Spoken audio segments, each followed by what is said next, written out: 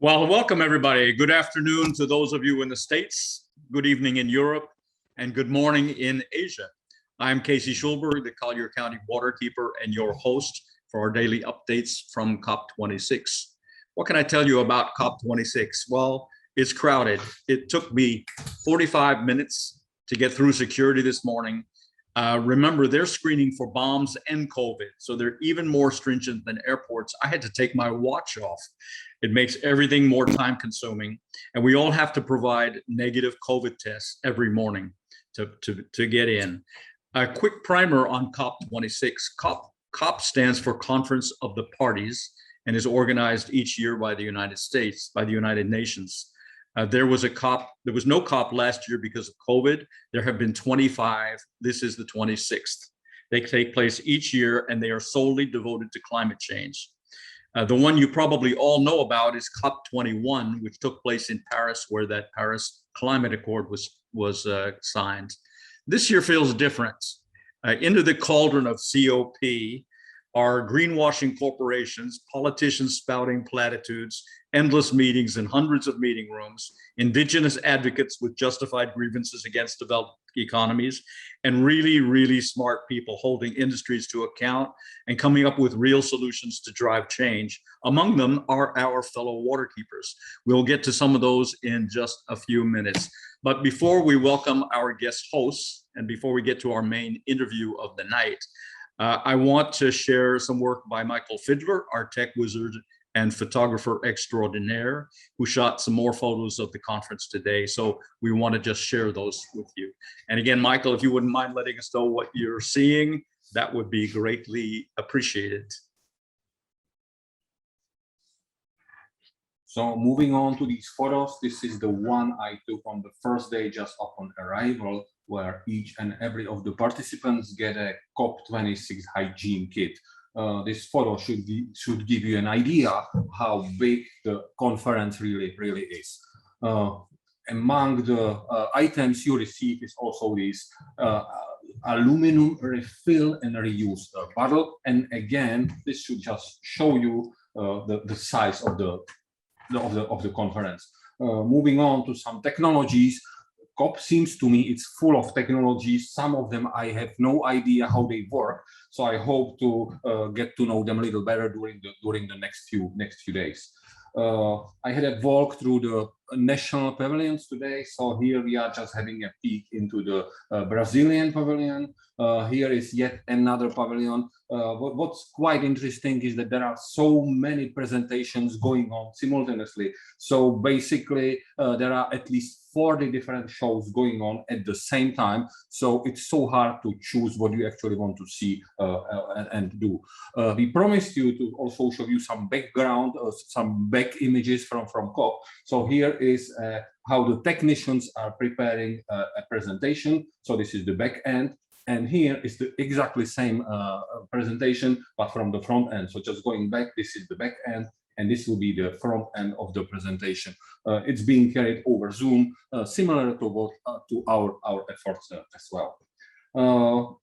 Just to make my point again, there are so many various pavilions. This one is called Cryosphere. There is also the US Center. You might want to notice the quote on the wall from President Biden.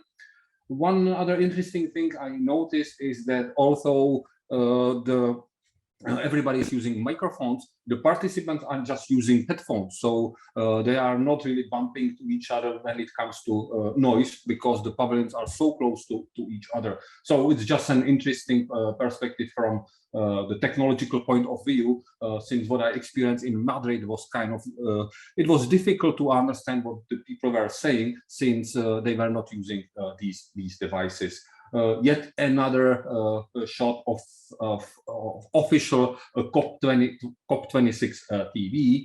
And just to give you an idea that it's not all about the various meetings and presentations, there are also some art presentations. This is from the pavilion of Tuvalu, a small Pacific nation. That's what they are showing there, these sculptures and images. Also, from the logistical point of view, you are there for the full day. and you just want to grab something to eat, but you need to be quite fast because we wanted to get our lunch something like 2 p.m. And this is how the area where you can grab something to eat looked like. I apologize to the boss, to this gentleman, because his boss might get kind of angry for this gentleman. But I'm telling you, COP is really exhausting. There are so many things going on that we have to forgive this guy that he just took this 10 minutes nap there. And the last photo of the day, this is our host today, Casey Schulberg, sitting in the hydro room and recording some of his presentations and sending emails and working very hard. So I'm truly hoping that just after this show, he will look like this, but we will see. That's probably not going to happen. So that would be the sum of the photos taken today. And Casey, back to you. That's very funny. Thank you, Michael. That's hysterical. But now I want to introduce one of our guest hosts, and John Capece, my colleague and the Kissimmee Waterkeeper, just walked in from the conference, so he'll join us in just a few minutes. But I want to welcome Chris Wilke, who is the longtime Puget Sound Waterkeeper and is now the Global Advocacy Manager for the Waterkeeper Alliance, and he's here at the conference, and we spent a little time together today. So, Chris, just give us your thoughts. What happened today? What are your impressions? Just give me a ground plan. We'll get to the interview. Thanks again for having me on. Yeah. It was a really big day. I have had my various places I'm staying, hotels and Airbnbs around the area, and today I had to move. And I got up at 5:30 and I had to take 2 COVID tests, one for the UK government and one for the COP, and moved to my new flat out in a place called Annie's Land, which is only 4 miles away from the COP. The other place was 17 miles away. So I'm closer in now. But yeah, making sense of all that. Started off today with which we will get to, the Insure Our Future scorecard release. There was also an event with our allies at International Rivers on some technical aspects of evaluating hydropower, which is a big reason why we're at the conference, is to push back on the industry's assertion that hydropower is green power, because we know it destroys rivers and we know it actually contributes to methane pollution. So, the big announcement yesterday with the methane pledge did not contain any mention of hydropower, in spite of its massive impact on the atmosphere. So we have work to do, and we're there to push harder. So these agreements eventually will become more protective of our waterways, our rivers, and other waterways. Great. Yeah. So I know you're moving around and getting your feet wet and getting into the conference. I mean, as Michael said, there's so many different meetings and conferences taking place simultaneously. So we're going to do a little triage and try to bring you some of this stuff in the next 12 days. So generally, we try to highlight Waterkeepers each show, and we brought you a few, and we'll bring you some more from all over the world. But tonight is a little bit different.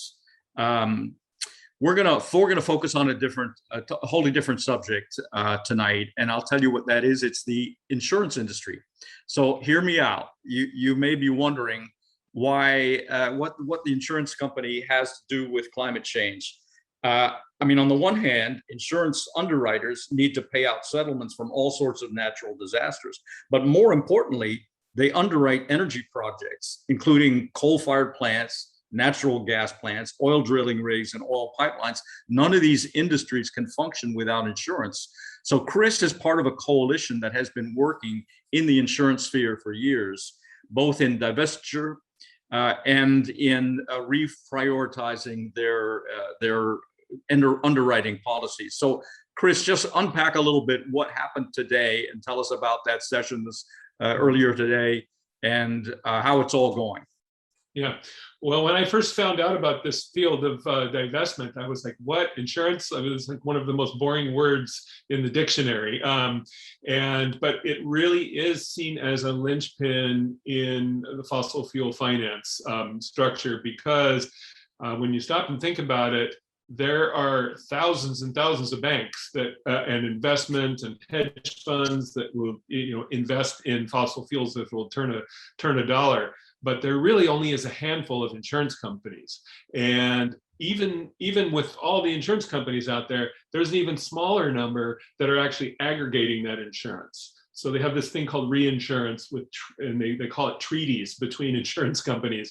And basically, if we insured this phone through a company like AIG or Liberty Mutual or someone like that, there's another company that will insure 10% of that, of my phone and your phone and somebody else's phone. So, and those reinsurance companies are a really big part of the market because they've actually been more aggressive on climate change than the primary insurance companies. So that's a very interesting piece of this.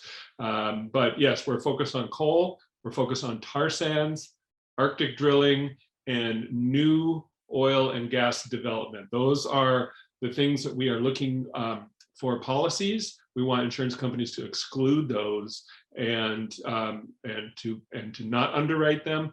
And our insurance companies also act like banks, so they get a ton of money from you and me and all these other people, and they invest it where they think they're going to get a return. And so they also not only do they underwrite insurance for fossil fuel projects, they also invest in them.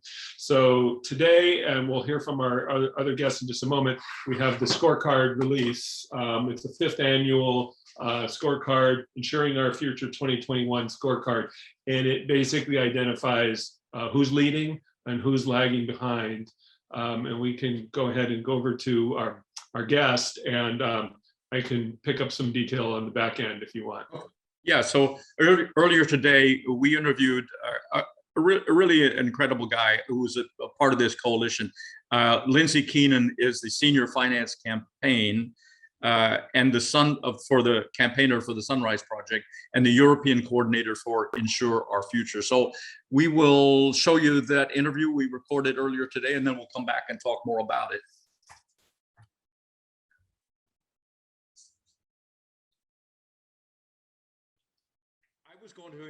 I was going to welcome Lindsay to our meeting, but it turns out he should be welcoming me, because it turns out Lindsay is not only a Scottish gentleman, he's actually from Glasgow.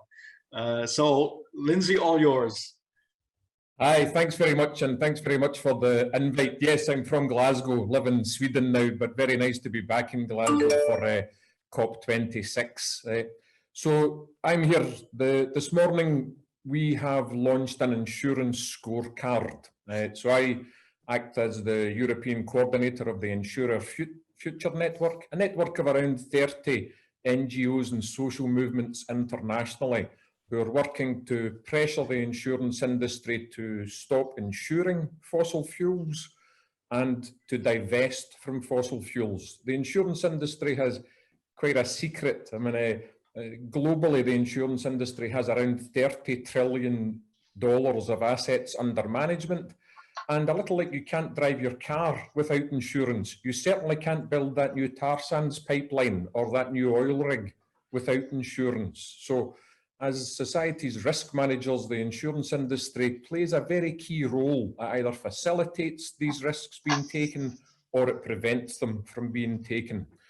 So what we've done today is launched a scorecard for the last 6 months. Our network engage with some of the leading global insurers and lead them through a questionnaire. What are you doing? What are your policies on tar sands, on coal, on oil and gas?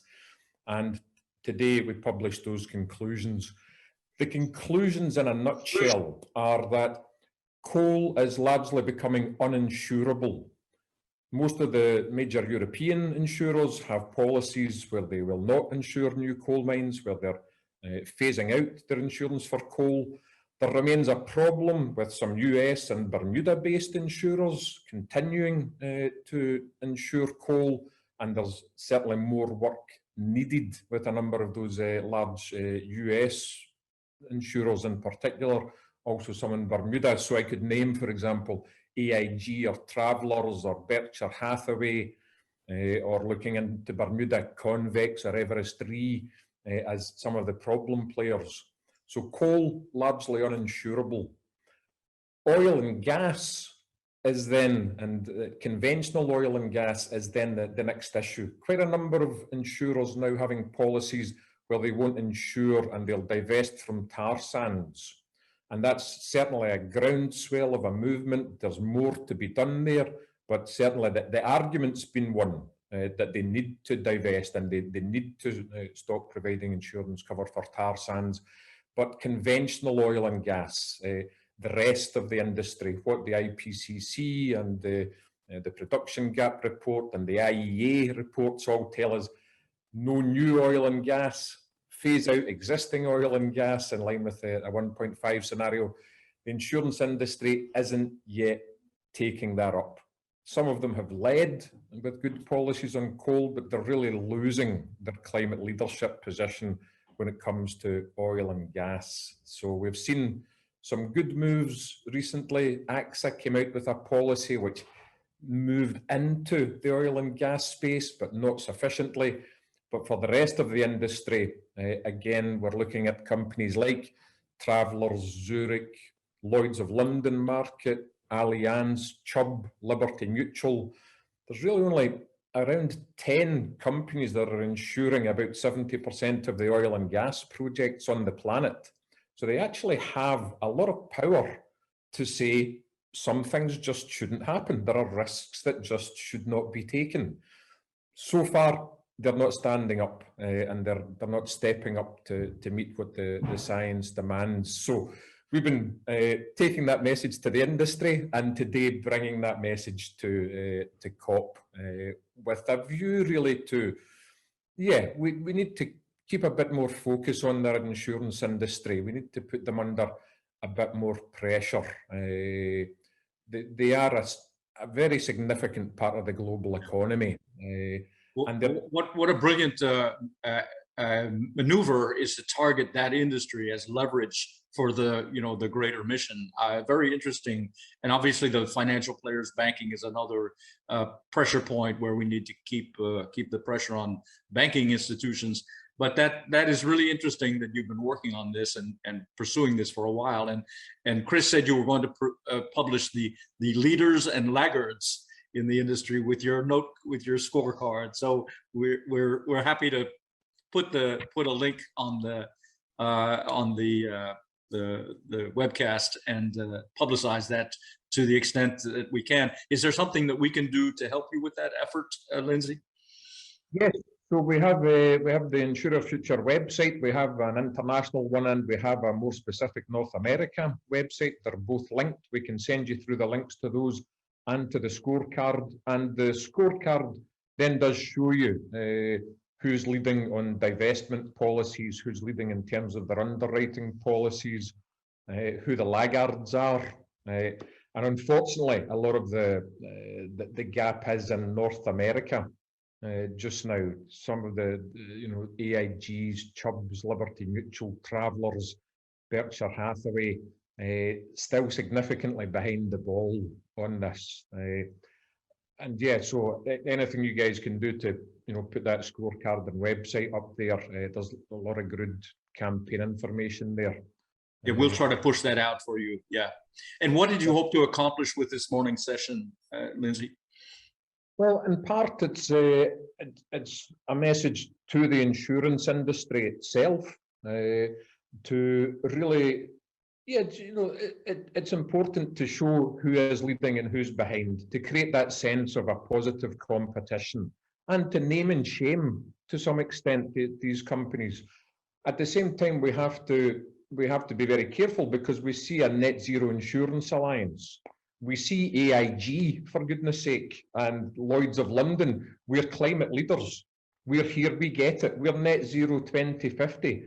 We're net zero 2050, but we're doing nothing tomorrow. We're ensuring the worst of coal, oil and gas projects and more and new exploration projects, but we're climate leaders. And we saw that at the airport. There were huge murals from various corporations saying how green they were. They're all greenwashing because they want to present a positive image. What are they actually doing is the question. And that's where you're going to hold them to account and hold their feet to the fire. And naming and shaming is a great way to go. Plus, all of those who are listening probably have insurance policies with one or the other of these companies. And we could write to our insurance companies and say, why is your policy not in accord with what we need to do to reverse the climate change damage? So we'll try to help in any way we can and through the Waterkeeper Alliance.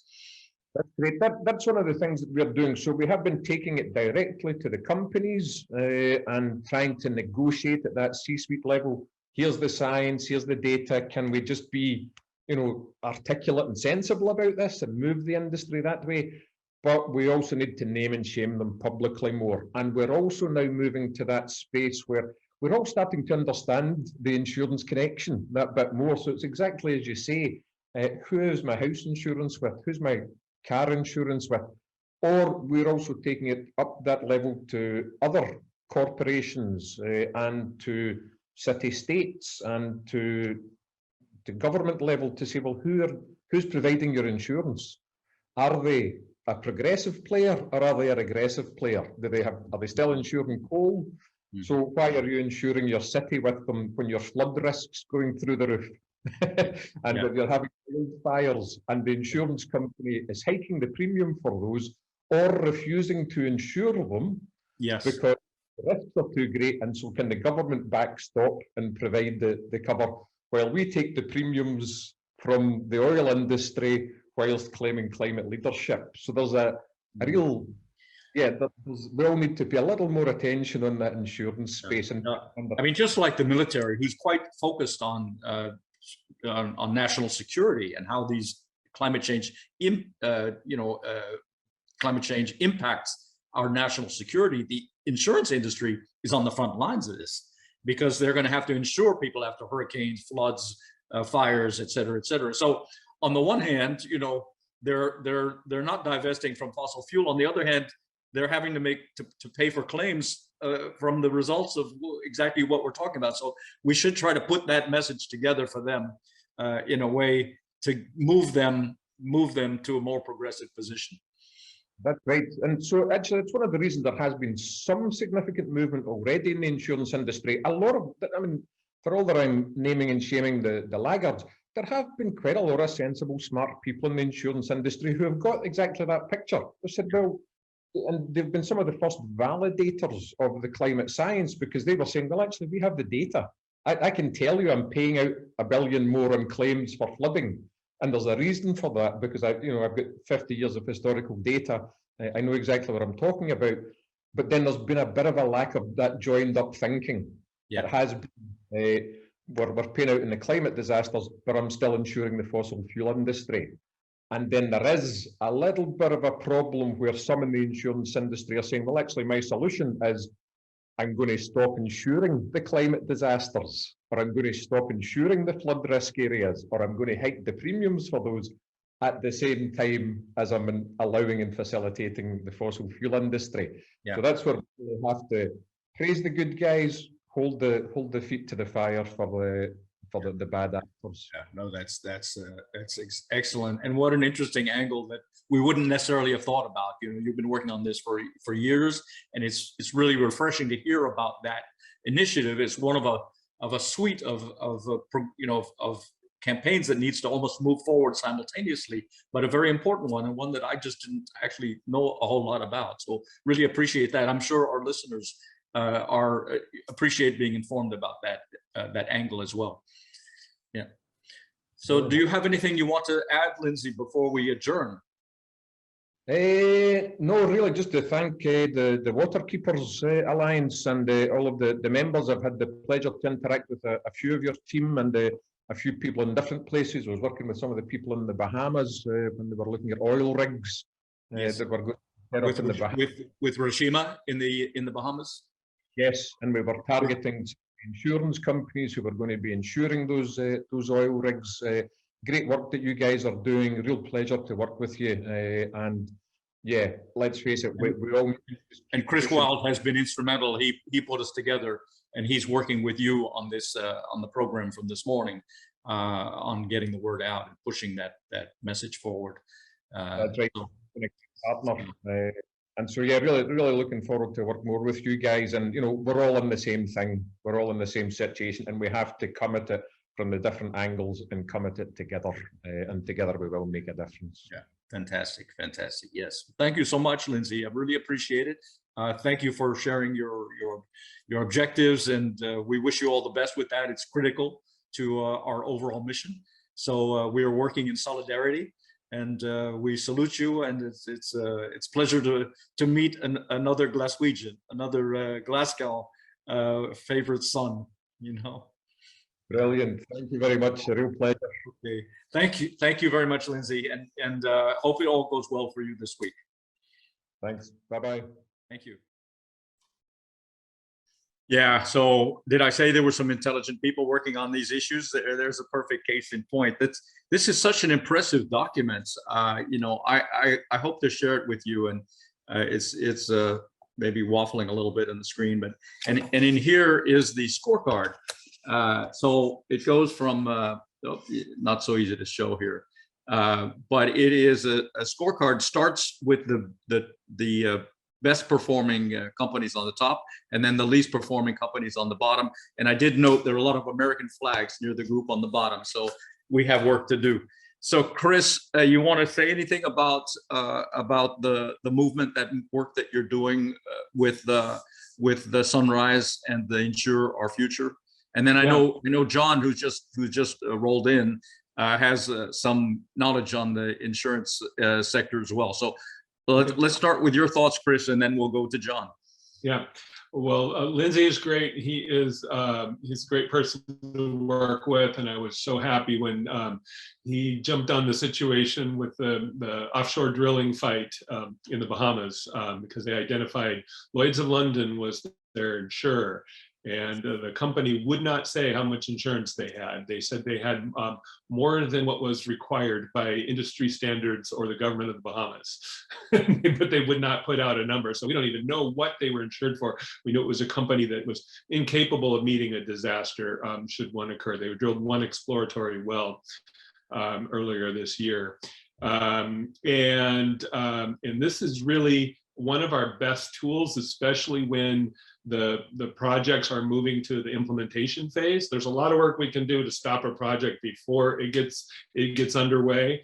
And you can't really talk that much about insurance at that point because no one's actually buying the insurance yet. They're just, you know, sharing plans and documents, and sometimes there are court cases and a lot of other things. That is still the best time to stop a project. But when it starts moving forward, you can identify who is supporting this project. And we're in a climate emergency, and everyone wants to be seen on the right side of this.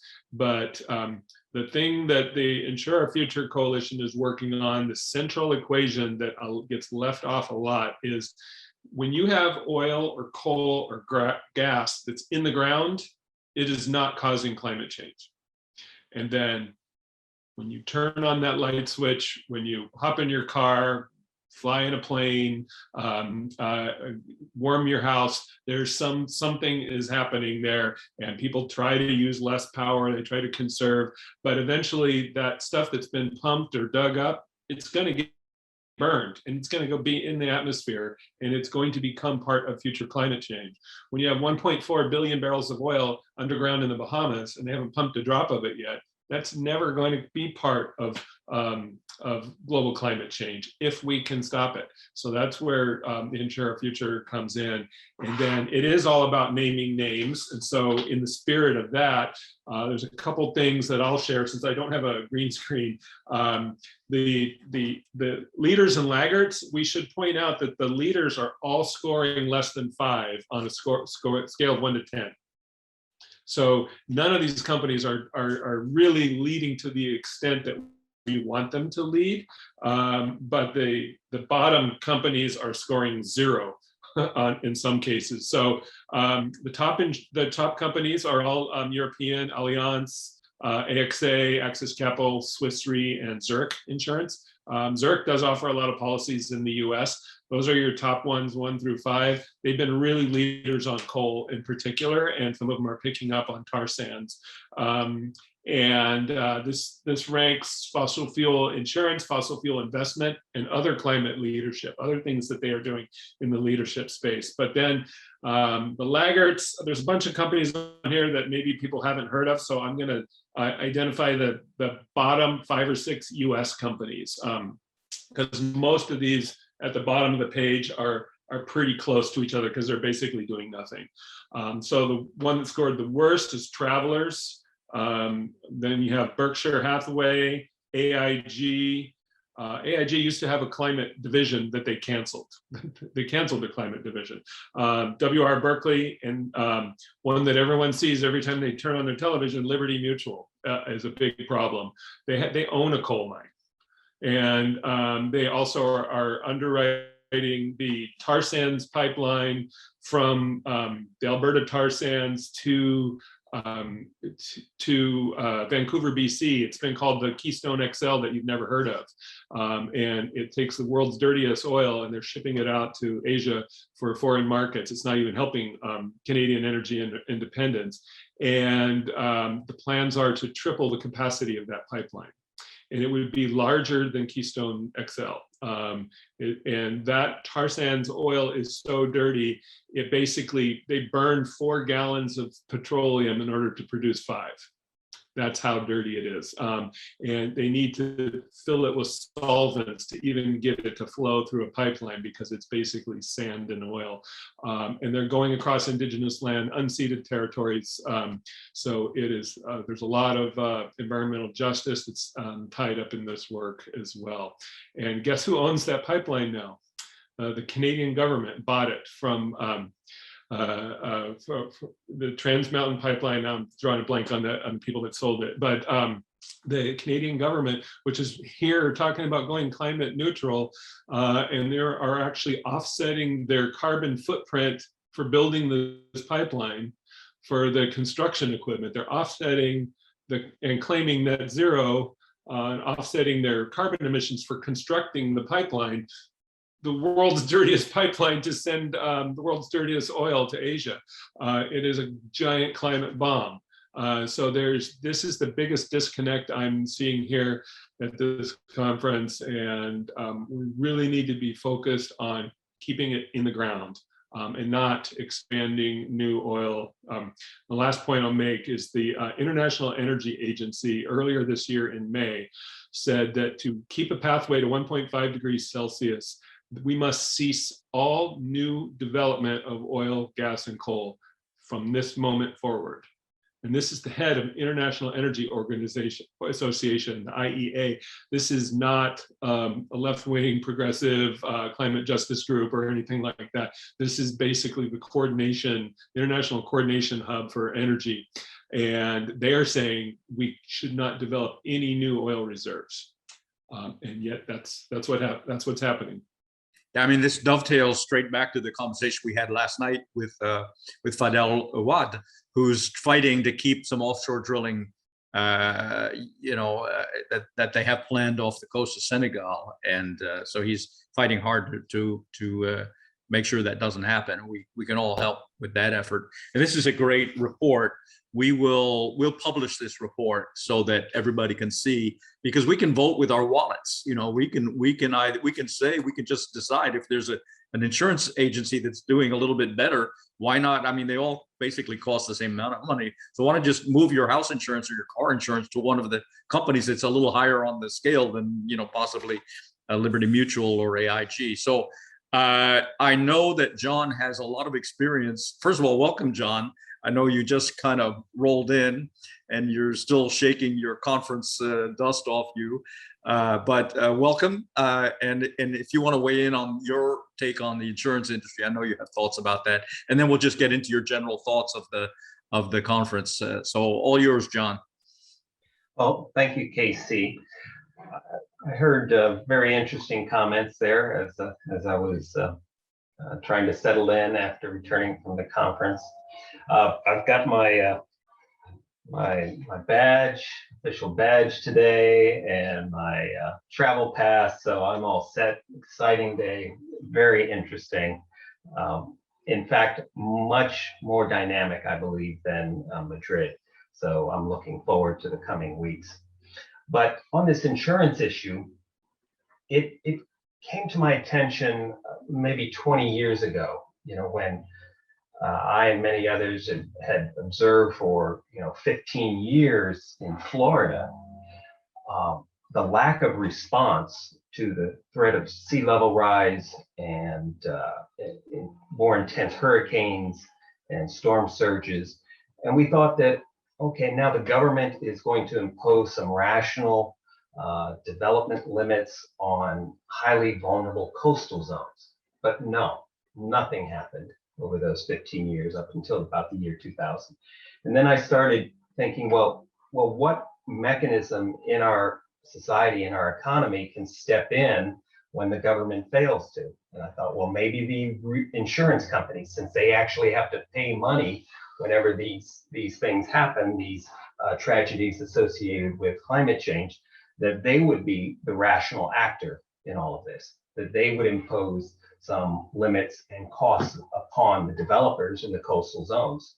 Well, unfortunately, that has not slowed the development in any significant way. And it's probably because these insurance companies only have to cover it for perhaps the life of the mortgage, let's say, even on one of these monster towers that you see springing up all over Miami Beach, and not only springing up, but now falling down.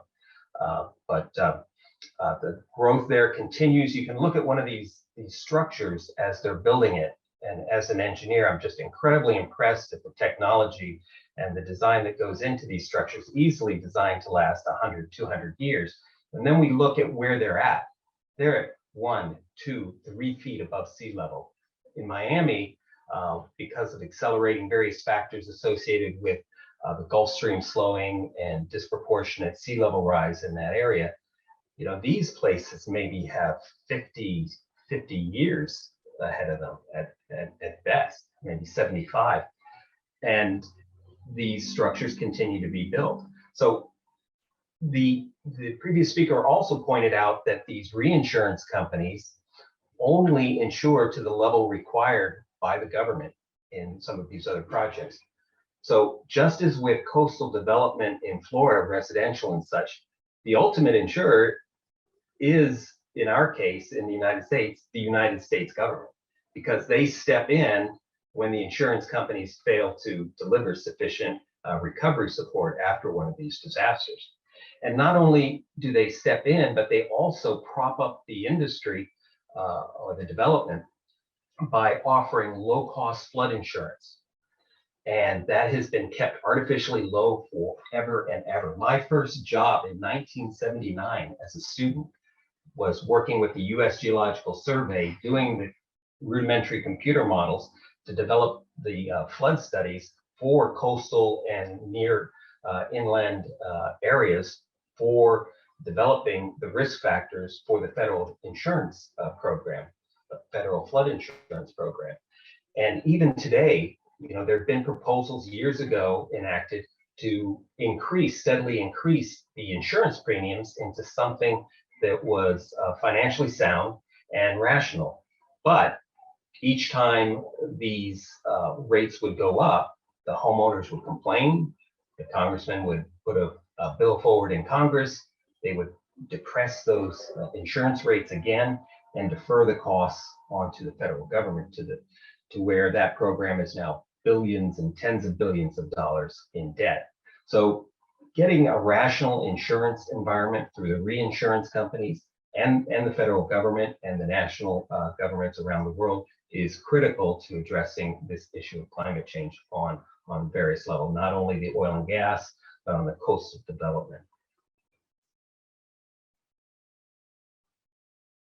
Yeah, absolutely, John. Do you have anything you want to chime in with, Chris? Yeah, well, so I think it's a strong message. The insurance company do, as you mentioned, as Lindsay mentioned, they have 50 years of data. They know how much they pay out, and they have a vested interest in keeping losses low. However, they are really only victims when they are surprised.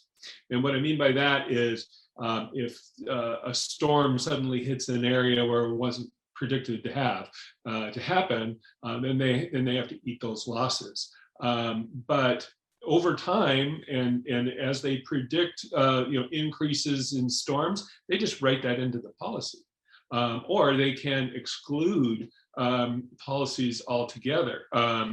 In the wildfire areas of California, Liberty Mutual's decision based on their losses there after the really bad fires they had there, I can't remember if it was 2018, I think it may have been, were just devastating, went right through towns like Santa Rosa and places like that. Their solution to that was to cancel policies. And so they have tools available to them to make sure they come out okay. They do reinsurance so that they spread the losses over really the entire planet, which is what insurance is supposed to do.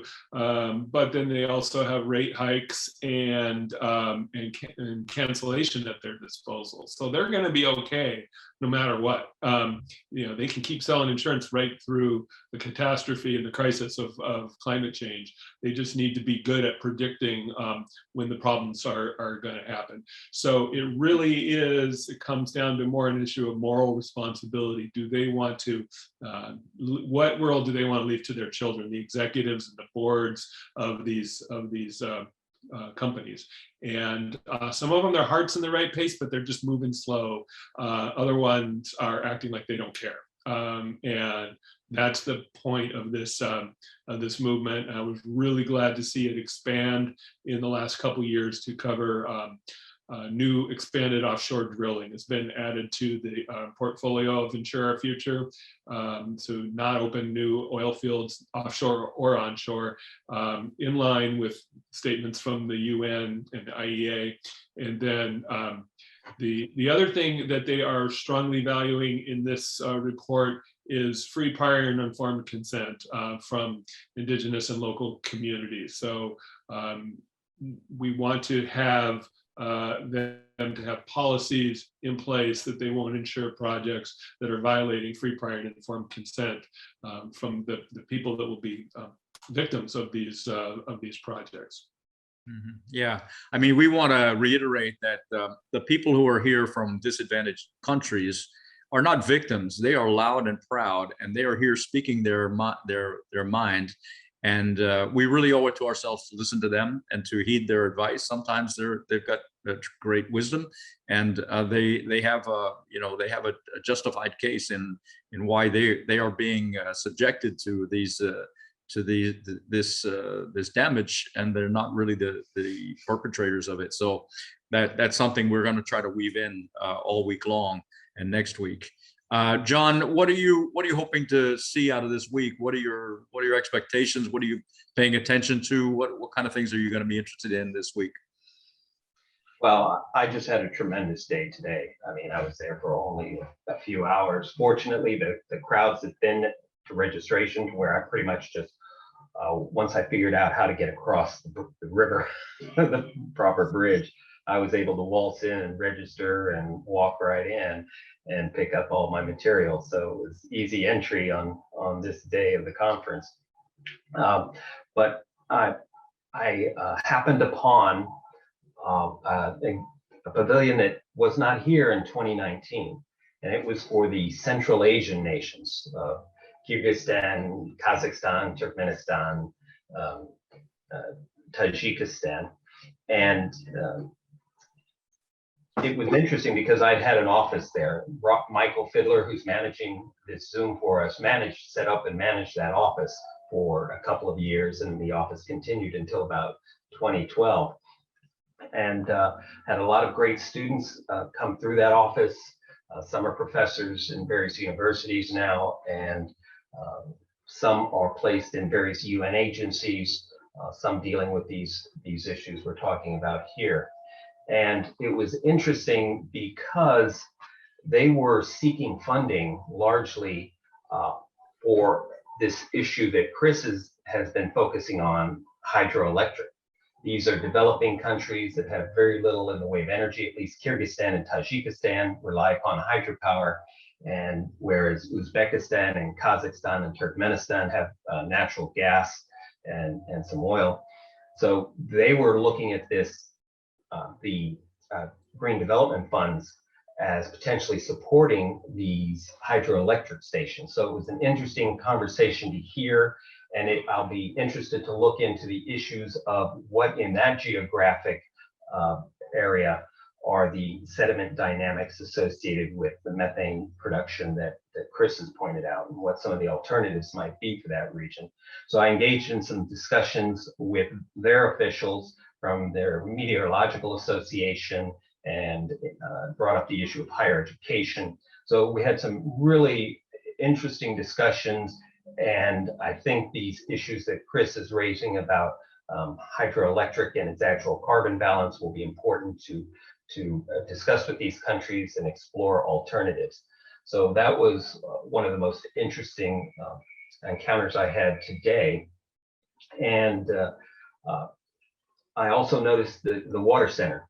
They have a pavilion for water, and I picked up some of the schedules, so I'm looking forward to attending the sessions that they'll be holding there, as well as several of the other pavilions. So it was a very productive and interesting day for me. Yeah. So that's great. Chris, you have any activities that you're going to be paying attention to the next few days? Anything that we should take note of? Well, so, you know, right out of the gates, we've been focusing on this Insure Our Future and the, you know, fossil fuel finance, and we'll still be, you know, attending meetings and looking for you know, networking with allies and everything on stopping the proliferation of fossil fuels. But our number one mission here is to push back on the false solution of hydropower dams. And we've got a number of activities. We have people just arriving today as part of our coalition. We have a petition that's going. You've already put the link on your program once this week, but it's at undamun.org. And you can sign a petition to not allow hydropower carbon credits to build hydropower facilities, because they destroy rivers and the dams themselves emit methane. So we're working to develop that. We have indigenous activists that are arriving as we speak from Chile and Bolivia and California. And I believe an Inuit woman is coming as well, who is facing dam construction in Newfoundland, and is actually, I'm sorry, Labrador. And she's actually working closely with one of our waterkeepers up there, Roberta Benefiel, who gets in tomorrow, I believe. So a lot of people arriving. We'll have a presence at the marches on Friday and Saturday. And then we also have an event at the People's Climate Summit, which is actually outside the COP. It's an independent series of events that are happening. And we have an event on the false solutions. Because as we've already said, we really can't put the burden of recovery from a carbon intensive economy on the people that had the least to do with digging us into this hole. And this has been a sticking point of the COPs for the last few years, is you know, we can't tell people in Nigeria and India and China and other places, you can't have a refrigerator, you can't have a car, you know, you can't have, these are, you know, and their reaction is, you have that, why can't we have that? So we need to come to terms with that, and we do have the potential to leapfrog the technology and move into the 21st century with sustainable energy. But as these countries develop, they need energy, and they do have a strong argument in that case. So that needs to be part of it. And false solutions in general is something that we need to take a hard look at. If you're running biodiesel that comes from a palm oil plantation that used to be rainforest and in a rich, diverse ecosystem, and all of a sudden now you're just extracting palm oil so that someone can drive their Mercedes and feel good about running biodiesel. So, you know, really do need to look at preserving nature and preserving indigenous cultures, and not putting this burden on the developing world to get us out of this problem. Mm-hmm. Yeah, no, that's good. And we're gonna talk later in the week or next week about the rights of nature movement and how that can kind of be used as a tool to kind of level the playing field, because the power is so stacked in the hands of corporations, and we need to give the you know, the people who are expounding the need for nature to have more agency. to be able to redress some of those wrongs. So the indigenous movement is very tied into the rights of nature. So we'll be getting into that a little bit probably next week. We're going to have Waterkeeper from the Bahamas. We're going to have Bruno Montefiore from Peru talking about keeping a dam off the Marañón River. So we've got some other waterkeepers that we're pulling in from all over the globe. So that's a great start. And that sounds like a lot of activity for you, Chris. John, any parting thoughts you want to share with us? Well, I saw so many of the pavilions that were present in 2019. I'm looking forward to visiting them. I will go back to the Central Asian one. For one reason, perhaps my wife is in fact from Tajikistan, and she contributes a lot to the development of the Waterkeeper, both the Calusa Waterkeeper program over the past 15 years, and designed the fine logo you see here for Kissimmee Waterkeeper. So we're looking forward to working with them in the higher education area. They invited us to work on some proposals with them for their university students on climate change. So we'll be revisiting that pavilion as well as the many others that we've encountered. But ending on this topic of insurance, I think, Casey, you're right. You know, we in Florida and waterkeepers everywhere, we have direct connections to our members. Our members make decisions with their pocketbooks on which insurance companies they choose and where they invest, where they spend their money. We can have a big impact on this issue. Same can be true of banking. You know, if one bank ranks a little higher in the divestiture question, we can see if we can't move our banking to those. So we'll try to get that word out this week about, and name names and shame. You know, I have no compunctions about that. We're gonna shame the laggards. So that's great. That's great. I think we've gotten a good bit under our belt today.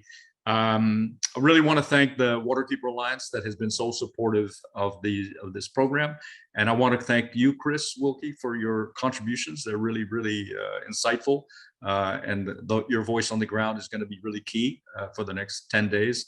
And of course, the inimitable John Capece, who took issue with me calling him a climate change expert yesterday because he's so self-deprecating, but he also runs 2 or 3 nonprofits in the climate change and environmental universe. So John is busy as heck, and we're all doing what we can to drive this forward and see if we can achieve meaningful change. Well, everything that I do with my nonprofits is largely thanks to Michael Fiddler here, as well as my wife Nargiza. You know, you have to have a core team to be able to do any of this. Yeah. So thanks again to everybody, and thank you for tuning in, and thank you for your interest, because whoever's watching this program, you're already informed, you're activated. So just keep going, and we'll try to keep feeding stuff and pushing stuff out and try to get it on the websites and calls to action, whatever you can do. And we look forward to continuing to have a conversation with you for the next 10 days. So thank you very much, folks. And really, thanks to our guest contributors. Thank you, Casey. Thanks for having us.